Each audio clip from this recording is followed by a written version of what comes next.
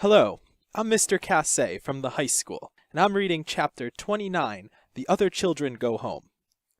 We must go down and take a look at our little friends before we do anything else, said Mr. Wonka. He pressed a different button, and the elevator dropped lower, and soon it was hovering just above the entrance gates to the factory. Looking down, Charlie could see the children and their parents standing in a little group just inside the gates. I can only see 3, he said. Who's missing?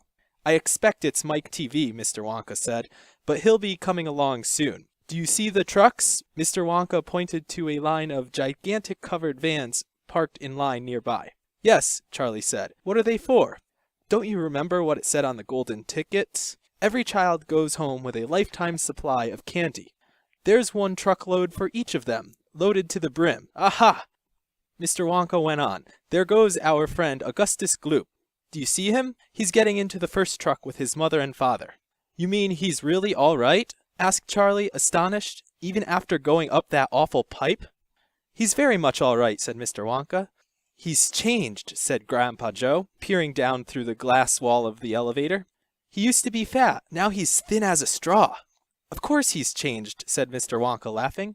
He got squeezed in a pipe, don't you remember? And look, there goes Miss Violet Beauregard, the great gum chewer. It seems as though they managed to de-juice her after all. I'm so glad. And how healthy she looks. Much better than before. She's purple in the face, cried Grandpa Joe. So she is, said Mr. Wonka.